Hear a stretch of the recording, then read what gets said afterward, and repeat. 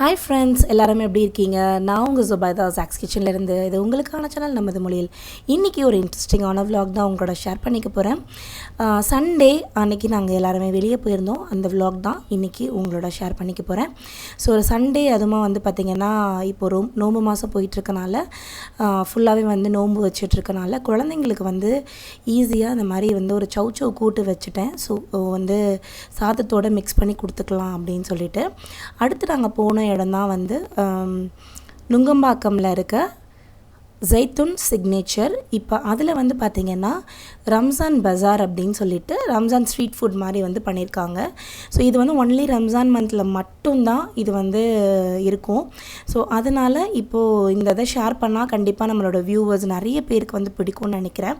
So நீங்கள் வந்து தாராளமாக இங்கே போய் விசிட் பண்ணலாம். இது வந்து பார்த்திங்கன்னா நுங்கம்பாக்கமில் ஜெய்துன் ரெஸ்டாரண்ட் இருக்குது, சிக்னேச்சர்னு சொல்லிட்டு.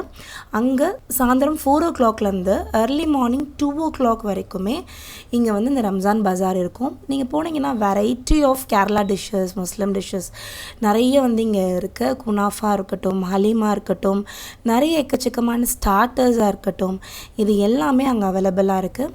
இது எதுவுமே புஃபே கிடையாது. நம்ம வந்து ஒரு ஃபுட்டையுமே தனியாக நம்மளுக்கு என்ன வேணுமோ அதை அலாகாட் முறையில் நம்ம வந்து பிக் பண்ணிக்கலாம்.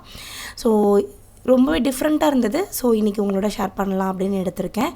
ஸோ இங்கே வந்து பார்த்திங்கன்னா ஹலீம், மட்டன் ஹலீம், அதுக்கு மேலே கொஞ்சமாக வந்து கீ, ஃப்ரைட் ஆனியன் எல்லாமே போட்டு கொடுக்குறாங்க.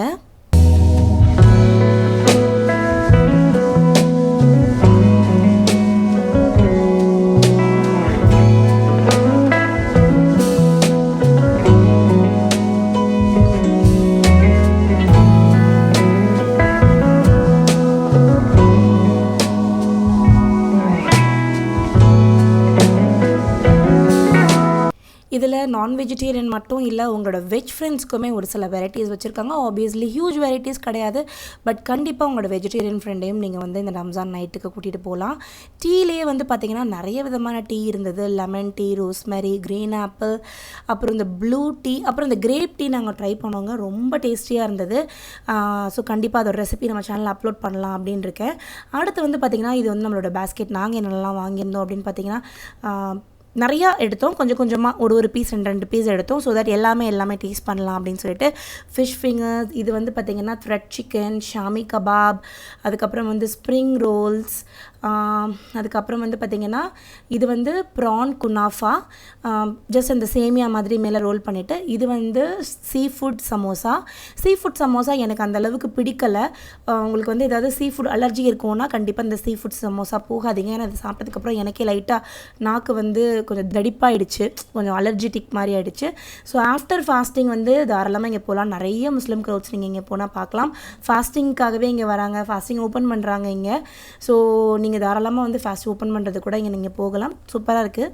ஸோ இது வந்து இன்னும் கம்மியான நாட்களே இருக்குது ரம்ஜான் முடிகிறதுக்கு. கண்டிப்பாக ட்ரை பண்ணி பாருங்கள்.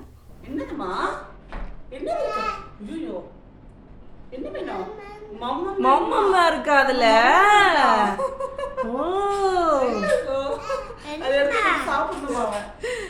நீ சாப்பிட்ற மாதிரி எதுவுமே இல்லையே பட்டு.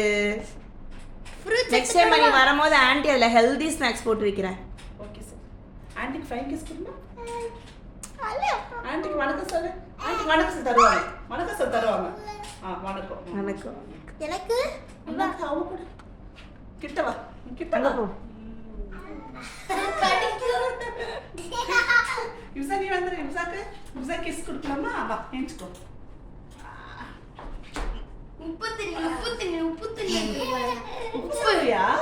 ஆமா அது உப்பு தண்ணி. அது அவ கூட அக்கா கூட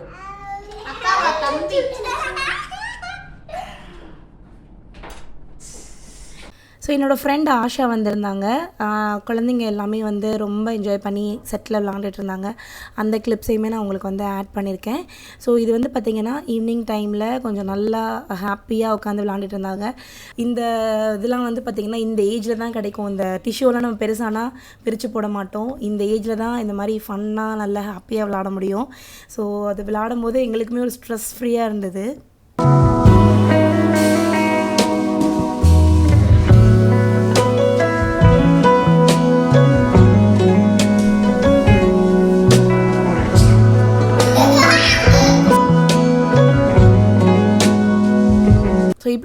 அன்றைக்கி டே எங்களுக்கு போச்சு. ஸோ இந்த மாதிரியான vlogs நீங்கள் நம்ம சேனலில் பார்க்கணுன்னு ஆசைப்பட்றீங்கன்னா கண்டிப்பாக எனக்கு கமெண்ட் செக்ஷனில் சொல்லுங்கள், நான் அப்லோட் பண்ணுறேன். அண்ட் நிறைய vlogs வேணுன்னா நீங்கள் இந்த vlogக்கு நிறைய லைக் கொடுத்து எனக்கு சப்போர்ட் தருவீங்க.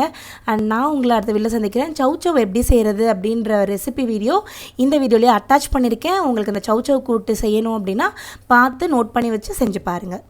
இன்றைக்கி உங்களோட ஹோட்டல் ஸ்டைல் சௌச்சவ் கூட்டு எப்படி செய்கிறதுன்றதான் ஷேர் பண்ணிக்க போகிறேன். நம்ம மீல் சாப்பாடெலாம் வாங்கி சாப்பிடும்போது அதில் ஒரு கூட்டு கொடுப்பாங்க. அதில் எப்போயுமே வந்து பார்த்திங்கன்னா சௌச்சவ் போட்டு தான் செய்வாங்க. அந்த கூட்டு எப்படி அப்படியே நம்ம வந்து ரெஸ்டாரண்ட் ஸ்டைலில் செய்யலாம் அப்படின்ற ரெசிபி தான் இன்றைக்கி உங்களோட ஷேர் பண்ணிக்க போகிறேன். வாங்க எப்படி செய்கிறதுன்னு பார்த்துடலாம். அதுக்கு முன்னாடி நம்ம சேனல் நீங்கள் இன்னும் சப்ஸ்கிரைப் பண்ணலன்னா மறக்காமல் சப்ஸ்கிரைப் பண்ணி வச்சுக்கோங்க. பக்கத்தில் இருக்க பெல் பட்டனையும் கிளிக் பண்ணி வச்சுக்கோங்க. இப்போ இங்கே ஒரு குக்கர் எடுத்து வச்சுருக்கேன். இதில் ஒரு சௌச்சவ் வந்து தோலை சீச்சிட்டு வாஷ் பண்ணி வச்சுருக்கேன். அது இதில் சேர்த்துடுறேன். இதோட 1/2 கப் அளவுக்கு பாசி பருப்பு இதை நல்லா வாஷ் பண்ணி எடுத்து வச்சுருக்கேன். அதையும் இதில் சேர்த்துட்டு 1/2 டீஸ்பூன் அளவுக்கு மஞ்சள் தூள் சேர்த்து இந்த சௌச்சவ் நல்லா முழுகிற அளவுக்கு தண்ணி ஊற்றி இதை வந்து மூடி போட்டு ஒரு 2 விசிலுக்கு இதை வந்து குக் பண்ணி எடுத்துக்கலாம். சௌச்சவ் வந்து ரொம்ப மசிஞ்சு போகிற அளவுக்கு நம்ம விசில் விடக்கூடாது. 2 விசில்ன்றது கரெக்டாக இருக்கும். இப்போ இந்த 2 விசிலுக்கு நான் வந்து குக் பண்ணி எடுத்துக்கிறேன். இப்போது 2 விசில் வந்துருச்சு. இதில் இருக்க விசிலாம் நல்லா அடங்கிடுச்சு. இப்போ நான் ஓப்பன் பண்ணி காட்டுறேன் பாருங்கள். நல்ல கரெக்டான பதத்தில் வெந்திருக்கு. இந்த பதத்தில் தான் வேகணும். ரொம்ப சௌச்சவ் மசிகிற மாதிரி இருக்கக்கூடாது. இப்போது இதை அப்படி கரண்டியில் எடுத்துட்டு ஒரு ஸ்பூனை வச்சு இந்த மாதிரி நான் அமுக்குனேன் அப்படின்னா கொஞ்சம் கூட கஷ்டப்படாமல் இது அப்படியே வந்து 2ஆக வந்துடுது பாருங்கள். அவ்வளோதான். ஒரு ஸ்பூன் வச்சு அப்படியே அழுத்தினோன்னா இது வந்து 2ஆக உடையணும். இதுதான் கரெக்டான பதம். ஸோ இந்த மாதிரி நம்ம வந்து சௌச்சவையும் பாசிப்பருப்பையும் வேக வச்சு எடுத்து வச்சுக்கணும். தனியாக எடுத்து வச்சிடுறேன் இதை. இப்போ இங்கே நான் ஒரு மண் கடாய் வச்சுருக்கேன். இதில் 2 டீஸ்பூன் அளவுக்கு நல்லெண்ணெய் விட்டுட்டு எண்ணெய் நல்லா காஞ்சதுக்கப்புறம் கடுகு, உளுத்தம்பருப்பு, வெந்தயம் 1/2 டீஸ்பூன், சீரகம் 1 டீஸ்பூன், அப்புறம் கொஞ்சமாக கருவேப்பிலை, 2 பச்சை மிளகாய் கிள்னது, 1 வெங்காயம் நல்லா பொடுசாக சாப் பண்ணி இதில் சேர்த்து நல்லா இது எல்லாத்தையும் ஒன்று சொன்னாப்பில் வதக்கி எடுத்துக்கலாம். இப்போ வெங்காயம் ஒரு 2 நிமிஷம் நல்லா வதங்கிடுச்சு. இதில் வந்து நம்ம சுவைக்கேற்ப உப்பு சேர்த்துடலாம். 1/2 டீஸ்பூன் அளவுக்கு மிளகாய் தூள் சேர்த்துக்கிறேன். தேங்காய் வந்து பார்த்தீங்கன்னா குழம்புக்கு அரைக்கிற மாதிரி நம்ம வலுவலுன்னு அரைக்கக்கூடாது. கொஞ்சம் 1க்கு 2 அதாவது நம்ம துருவின மாதிரியும் இருக்கக்கூடாது. லைட்டாக தண்ணி ஊற்றி லைட்டாக வந்து அடிச்சு எடுத்துக்கோங்க. சேர்த்துட்டு இதில் கொஞ்சமாக பெருங்காயத்தூளும் சேர்த்து இந்த வெங்காயத்தோடையும் நல்ல ஒரு வாட்டி வதக்கி விட்டுருங்க. இப்போ நம்ம ஏற்கனவே வேக வச்சிருந்த சௌச்சவையும் பாசிப்பருப்பையும் இதில் சேர்த்து விட்டுடலாம். சேர்த்து அதோட தண்ணியோடையே நல்லா கிளறி விட்டுடலாம். தேவைப்பட்டால் கொஞ்சம் தண்ணி வந்து எக்ஸ்ட்ராவாக ஊற்றி நல்லா அந்த கூட்டு பதத்துக்கு எடுத்துகிட்டு வந்துடுங்க. எனக்கு எக்ஸ்ட்ராவாக தண்ணி தேவைப்படலை. லைட்டாக நம்ம இந்த கரண்டியை வச்சு அந்த சௌச்சவை லைட்டாக உடச்சி விட்டு நான் கிளறி எடுத்துக்கிறேன். இது சாதத்துக்கு அவ்வளோ டேஸ்டியாக இருக்கும். ரொம்பவே டிஃப்ரெண்ட்டாக இருக்கும். அப்படியே இந்த ஹோட்டல் கடையிலலாம் மீல் சாப்பாடோட ஒரு கூட்டு கொடுப்பாங்கல்ல, அதே மாதிரி இருக்கும். இதுக்கு மேலே கொஞ்சமாக கொத்தமல்லி தழை தூவி சூப்பராக சுட சுட சாதத்தோட ரசம் வச்சு இதை வந்து சாப்பிட்டு பாருங்கள்.